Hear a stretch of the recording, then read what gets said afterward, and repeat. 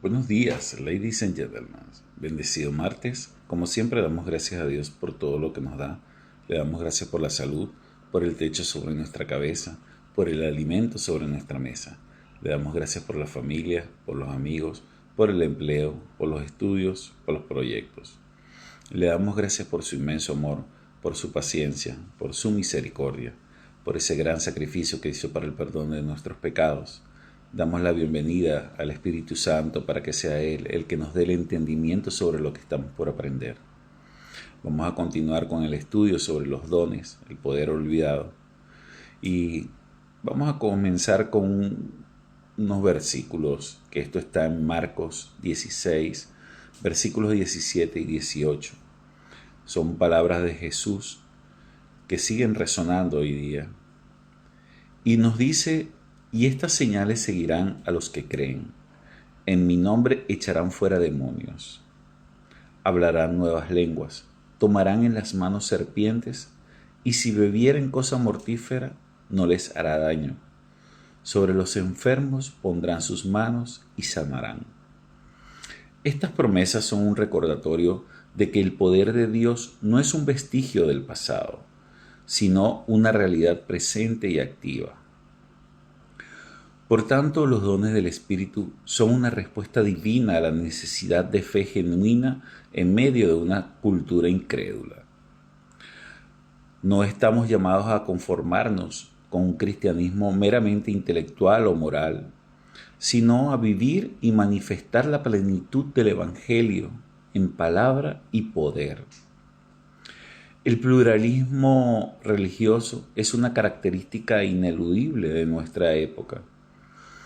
El pluralismo religioso se define como la coexistencia de múltiples tradiciones y sistemas de creencias religiosas dentro de una sociedad o entorno.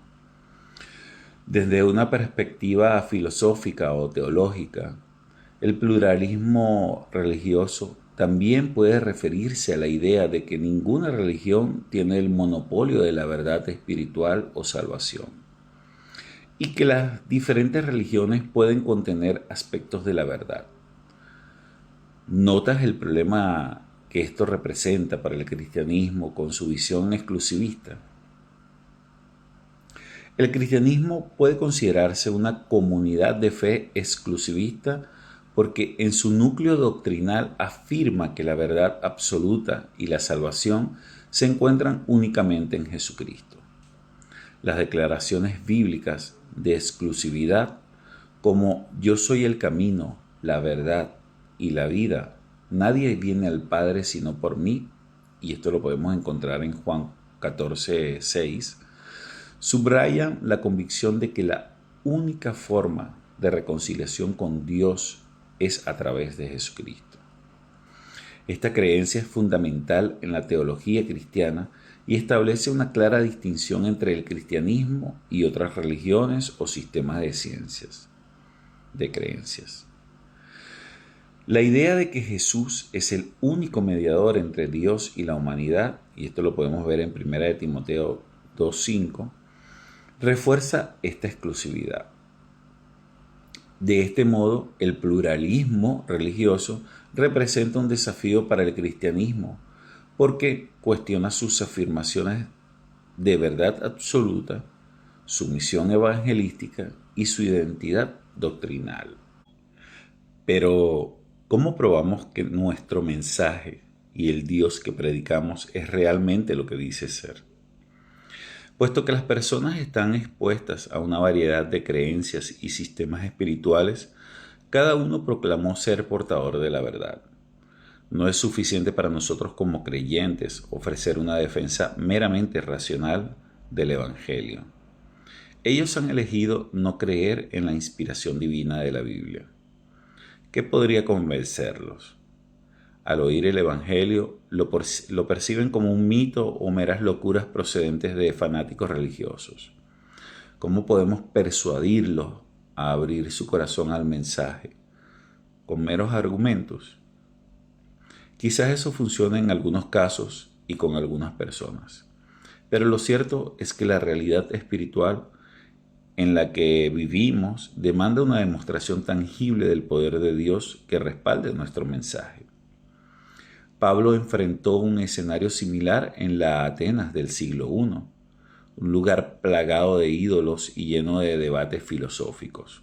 Esto lo podemos ver en Hechos 17, 16 al 34. Cuando presentó el Evangelio en el Areópago, apeló tanto a la razón como a la revelación. Pero la iglesia primitiva no se limitó a palabras persuasivas. Su testimonio estaba respaldado por la demostración del poder de Dios. Esto lo podemos ver en 1 Tesalonicenses 1:5. La Escritura nos muestra que el poder del Espíritu era un elemento esencial para autenticar la fe cristiana en medio de una pluralidad de voces. Los dones del Espíritu Santo, como las sanidades y los milagros, confirman el mensaje del Evangelio al demostrar que Dios está actuando en medio de su pueblo. Cuando los apóstoles predicaban, lo hacían acompañados de señales que validaban su predicación. Podemos ver una referencia a esto en Hechos 2:43 o en el 5:12. Estas señales eran una muestra del respaldo divino al mensaje cristiano, tal como se ve en la sanidad del paralítico de Hechos 3:6 al 8, donde el milagro atrajo a la multitud y proporcionó la oportunidad para que Pedro proclamara a Jesús como el Mesías resucitado. En un mundo donde muchas religiones y filosofías claman tener la verdad, los dones del Espíritu Santo diferencian al cristianismo al mostrar que su fuente es un Dios vivo que interviene de manera tangible en la vida de personas. Puede ofrecer esto el Islam, el budismo, la religión hindú o las diversas filosofías religiosas de Oriente como el taoísmo, el sintoísmo o el confucianismo. Mientras otras creencias pueden ofrecer principios éticos o prácticas espirituales, pocas pueden demostrar evidencia sobrenatural como el poder de Dios actuando en tiempo real. En 1 Corintios 4:20 podemos ver una referencia a esto. Los dones, como la profecía y las sanidades, son un testimonio de que el Dios del cristianismo no solo se comunica con su pueblo, sino que lo hace de una manera personal y transformadora. Cuando Jesús envió a sus discípulos, les dijo que anunciaran que el reino de Dios se ha acercado y que lo demostraran sanando enfermos, resucitando muertos, limpiando leprosos y echando fuera demonios. Esto lo podemos ver en Mateo 10, 7 y 8.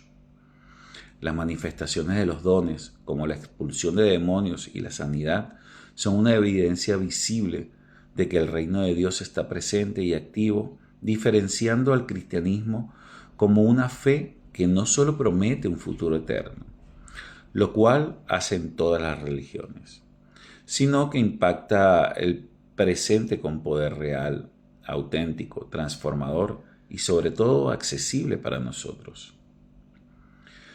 Cuando las personas ven la obra de Dios a través de milagros, sanidades o palabras de conocimiento, se despierta un interés genuino por la fe cristiana.